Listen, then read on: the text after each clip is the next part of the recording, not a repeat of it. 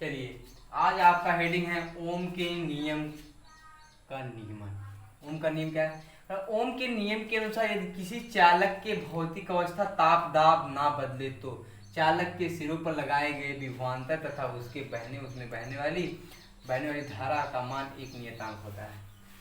क्या कह रहा है? ओम के नियम के अनुसार यदि किसी चालक की भौतिक अवस्था ताप दाब ना बदले तो चालक के सिरों पर लगाए गए विभवांतर तथा उसमें बहने वाली धारा के सिरों का बहने वाली धारा का अनुपात एक नियतांक होता है। क्या कह रहा है? कह रहा है कि यदि किसी चालक के, ओम के नियम के अनुसार यदि किसी चालक के भौतिक अवस्था ताप दाब ना बदले तो उसके सिरों पर लगाए गए विभवांतर तथा उसमें बहने वाली धारा का अनुपात एक नियतांक होता है। कह रहा है ओम के नियम के अनुसार यदि किसी भौतिक अवस्था के ताप दाब में कोई परिवर्तन ना हो, उसमें बहने वाली धारा तथा विभवांतर का अनुपात एक नियतांक के बराबर होता है। ओम का नियम क्या होता है? ओम का नियम किसे कहते हैं? आपसे कोई पूछता है तो ओम का नियम आप बताएंगे, कहेंगे कि यदि किसी भौतिक अवस्था के ताप दाब में कोई परिवर्तन ना किया जाए तो उसमें बहने वाली धारा तथा विभवांतर के अनुपात एक नियतांक के बराबर होते हैं, उसे हम ओम का नियम कहते हैं। चलिए, कह रहा है कि ओम का नियम एक नियतांक को प्रतिरोध कहते हैं। कह रहा है इस नियतांक को प्रतिरोध, जो नियतांक होता है उसे प्रतिरोध आर से प्रदर्शित करते हैं, उसे प्रतिरोध कहते हैं। कह रहा है माना चालक के सिरों के बीच लगाया गया विभवांतर V तथा उसमें बहने वाली धारा I है, तो ओम के नियम से तो V upon I equal to एक नियतांक, तो R बराबर V अपान I, जहां R एक प्रतिरोध है। फिर कह रहा है कि यदि विभवांतर V तथा धारा I के बीच ग्राफ खींचे जाए तो एक दूसरे के सरल रेखा की बात प्राप्त होते हैं। देखिए, आपका ग्राफ खींचा गया है, एक दूसरे की सरल रेखा की बात प्राप्त होते हैं। ओम के नियम केवल धातु चालकों के लिए लागू होता है। कह रहा है ओम का नियम होता है जो वो धातु चालकों के लिए लागू होता है। कह रहा है यदि विभवांतर V तथा धारा I के बीच ग्राफ खींचे जाए तो एक दूसरे के सरल रेखा के भांत प्राप्त होते हैं। ये देखिए, आपको एक दूसरे के सरल रेखा के भांत प्राप्त होंगे।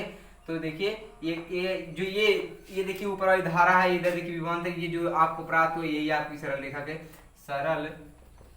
रेखा के रूप में आपका प्राप्त हुआ है। सरल रेखा के रूप में यही आपका प्राप्त हुआ। कह रहा है यदि विभवांतर V तथा धारा I के बीच ग्राफ खींचा जाए तो एक दूसरे में एक सरल रेखा की भात प्राप्त होते हैं। कह रहा है ओम का नियम केवल धातु चालकों के लिए लागू होता है। जो ओम का नियम है केवल धातु चालकों के लिए लागू होगा, बाकी अन्य किसी पे लागू नहीं होगा।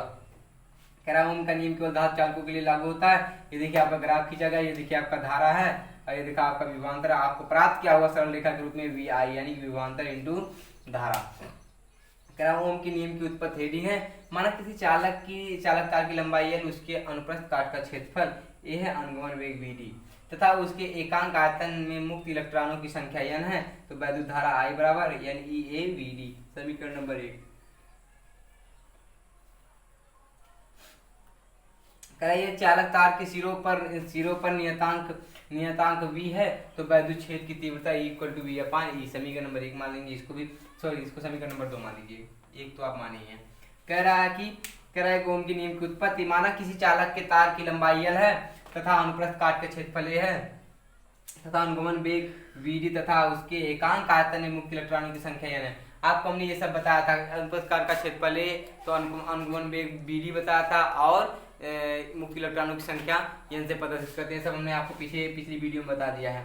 वैद्युत धारा I बराबर NeAVD होता है, तो वैद्युत धारा बराबर I इक्वल टू Ne, जहाँ Ne मुक्त इलेक्ट्रॉनों की संख्या है और A आपकी अनुप्रस्थ काट का क्षेत्रफल है और VD आपका अनुगमन वेग है। कह रहा है चालक तार के सिरों पर नियतांक V हो तो वैद्युत क्षेत्र में तीव्रता E equal to V upon E। समीकरण नंबर 2 मान लीजिए, एक बार पूरा फिर से देख लीजिए। ओम का नियम क्या है? ओम के नियम के अनुसार किसी चालक के भौतिक अवस्था ताप दाब ना बदले तो चालक के सिरों पर लगाए गए विभवांतर तथा उसमें बहने वाली धारा का अनुपात एक नियतांक के बराबर होता है। उसमें बहने वाली धारा का नियतांक अनुपात के बराबर होता है। फिर कह रहा है कि इस नियतांक का प्रतिरोध R है। इस नियतांक का प्रतिरोध R है। कह रहा है इस नियतांक का प्रतिरोध R है। माना चालक के सिरों के बीच लगाया गया विभवांतर V तथा उसमें बहने वाली धारा I है। ओम के नियम से V upon I equal to नियतांक, तो V को नियतांक यहाँ पे हमने बताया ना, कह रहा है नियतांक क्या है, जो इस नियतांक को हम प्रतिरोध करते हैं, प्रतिरोध को हम किससे प्रदर्शित करते हैं, आर से प्रतिरोध को प्रदर्शित करते हैं। कह रहा है यदि विभवांतर V तथा धारा I के बीच ग्राफ खींचा जाए तो, यदि विभवांतर V तथा धारा I के बीच ग्राफ खींचा जाए तो एक सरल रेखा की भांति प्राप्त होते हैं। तो वो एक सरल रेखा की भांति प्राप्त होते हैं। कह रहा ओम का नियम केवल धातु चालकों के लिए लागू होता है। जो ओम का नियम होता है वो केवल धातु चालकों के लिए लागू होता है।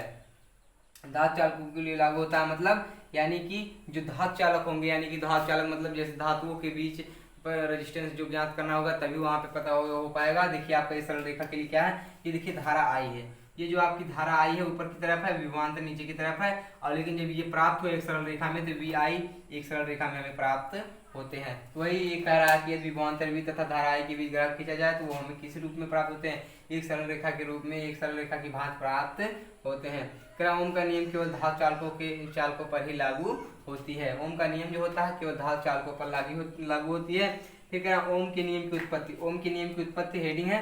कह रहा माना किसी चालक तार की लंबाई L है, कह रहा माना किसी चालक तार की लंबाई L है, अनुप्रस्थ काट का क्षेत्रफल A, हमने ये सब बता दिया आपको। अनुप्रस्थ काट का क्षेत्रफल A तथा अनुगमन वेग VD तथा इस पे एकांक आयतन में मुक्त इलेक्ट्रॉनों की संख्या N।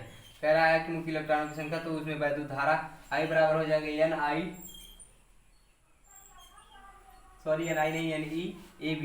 समीकरण नंबर 1 मान लेंगे। कह रहा है कि जब उसमें बहने वाली धारा का मान में पूछेगा तो NEABD, यानी कि मुक्त इलेक्ट्रॉनों की संख्या गुणे अनुप्रस्थ काट का क्षेत्रफल गुणे अनुगमन वेग।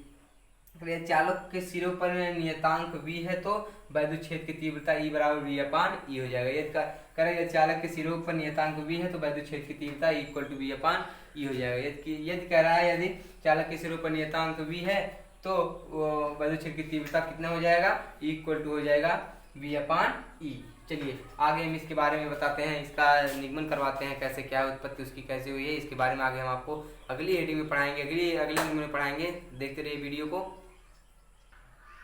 चलिए फिर देखिए, कह रहा है वैद्युत क्षेत्र की तीव्रता E = V/E, समीकरण नंबर 2 तक आप लोग माने हैं। फिर कह रहा है मुक्त इलेक्ट्रॉनों पर लगने वाला वैद्युत बल F बराबर E × E होता है। तो आपको E बराबर यहाँ पे V/E है, वहां पे इसका मान रख देंगे, समीकरण नंबर इसको 3 मान लेंगे। कह रहा है न्यूटन के तृतीय नियम से, न्यूटन का तृतीय नियम होता है F बराबर ma, न्यूटन का तृतीय नियम होता है F बराबर ma।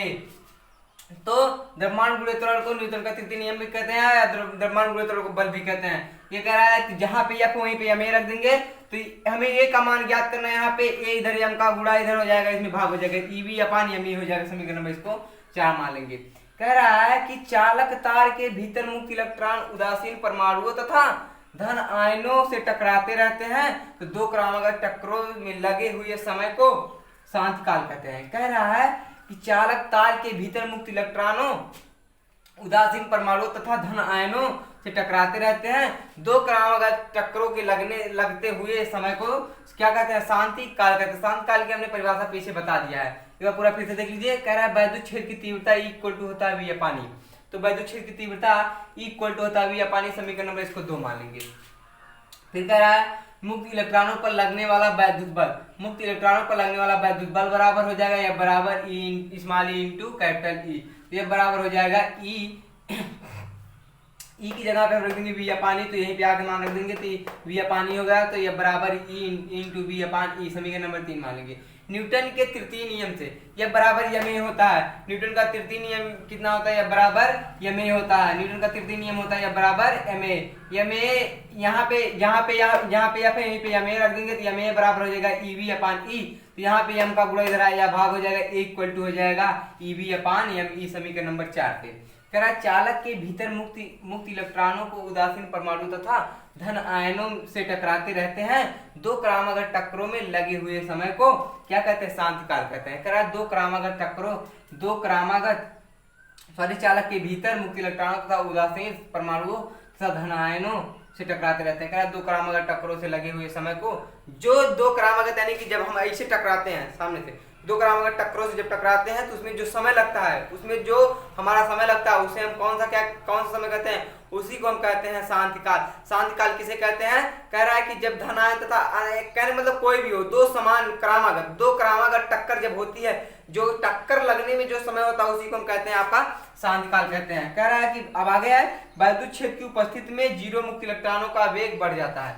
कह रहा है वैद्युत क्षेत्र की उपस्थिति में मुक्त इलेक्ट्रॉनों का वेग बढ़ जाता है या वृद्धि ए टाउ के बराबर हो जाती है। जब मुक्त इलेक्ट्रॉनों की का वेग बढ़ जाता है तो वह वृद्धि किसके बराबर हो जाती है? ए टाउ के बराबर हो जाती है।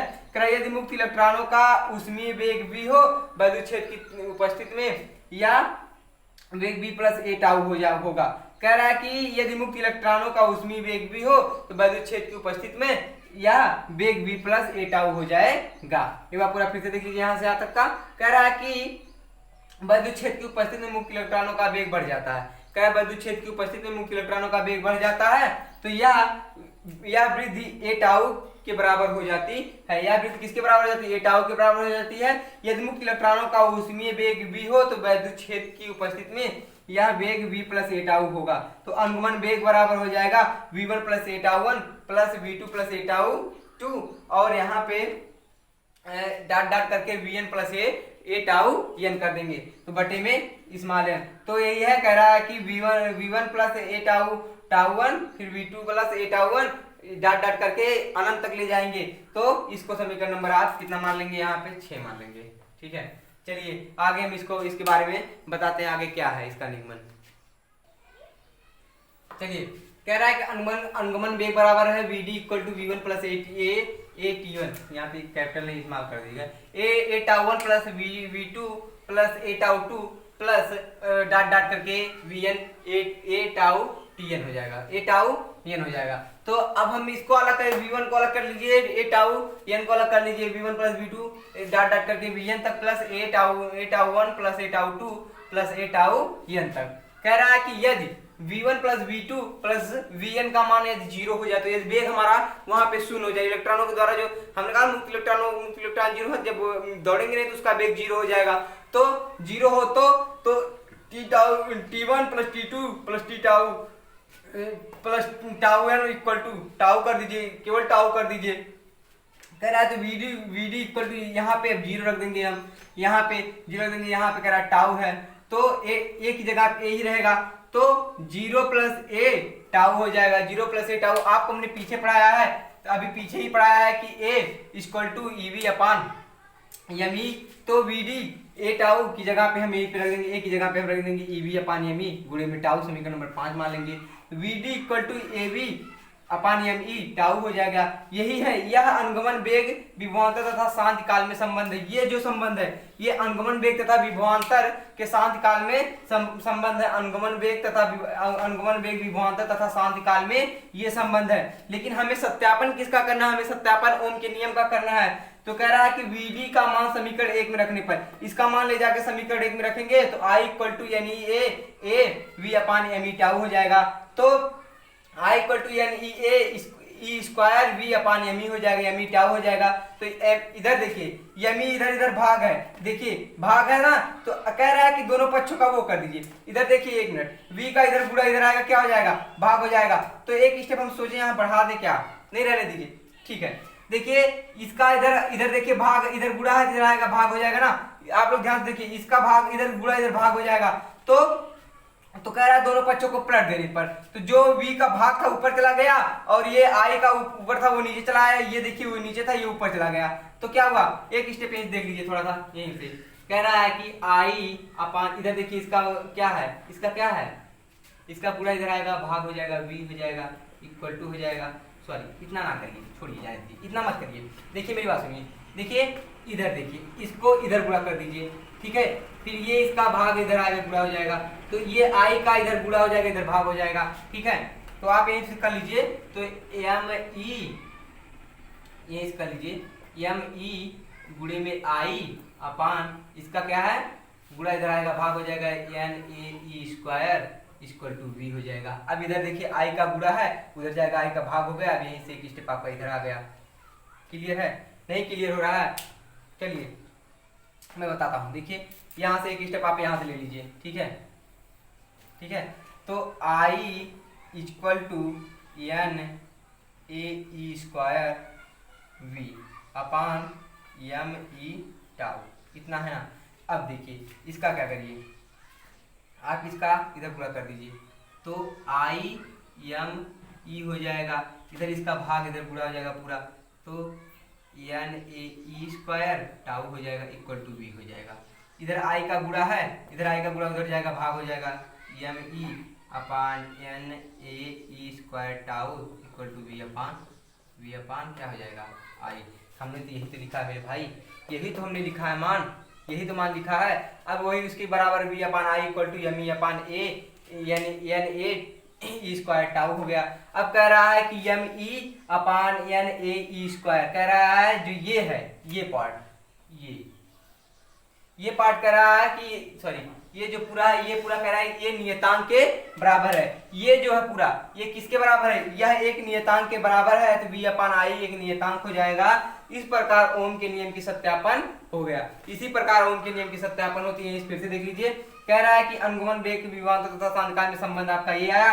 कह रहा है वीडी का मान समीकरण एक में, इसका मान ले जाकर समीकरण एक में रख देंगे तो हो जाएगा I equal to N E A E V upon M E tau हो जाएगा। अब देखिए इधर यहाँ से देख लीजिए, आई बराबर इतना है तो इसका इधर गुणा हुआ इधर भाग हुआ, तो इसका मान हो गया वी अपान आई, इतना मान हमें प्राप्त हुआ ना। अब कह रहा है जो ये मान आया हमारा, ये मान कर रहा है एक नियतांक के बराबर होता है, तो यहीं पे कह रहा है कि ये मान जो होता है हमारा एक नियतांक के बराबर होता है। तो हमारा क्या बचा, अब यही ना बचा है, तो नियतांक के बराबर ये हो गया, तो अब ये नियतांक के बराबर कितना हो जाएगा वी अपान आई। तो इसी प्रकार हमारे ओम के नियम की सत्यापन होती है।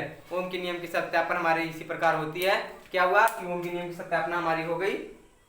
चलिए अब आपका वीडियो यहीं पे खत्म होता है। अब मिलते हैं आपसे अगले वीडियो में। अगर वीडियो पसंद आया तो लाइक शेयर कमेंट करिएगा और चैनल को सब्सक्राइब भी करिएगा और अपने दोस्तों को ज़्यादा से ज़्यादा शेयर करिए। अपने दोस्तों को बताइए कि आर्यन मेमोरियल इंटर कॉलेज का ऑनलाइन क्लास चल रहा है, ताकि वो लोग भी ऑनलाइन देख सकें।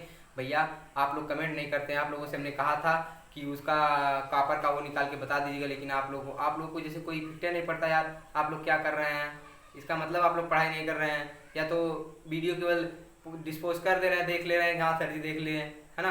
आप लोग इसका मतलब है कि पढ़ नहीं रहे हैं, लेकिन भैया पढ़िए, मन लगा के पढ़िए। इस लॉकडाउन में अगर आप लोग पढ़ेंगे तो आप ही का फायदा होगा। आगे चल के आपकी परीक्षाएं होने वाली है, ज़्यादा से ज़्यादा वो सिलेबस कम हो जाएगा और इससे ज़्यादा कुछ होगा नहीं। मिलते हैं आपसे अगली वीडियो में, तब तक के लिए जय हिंद।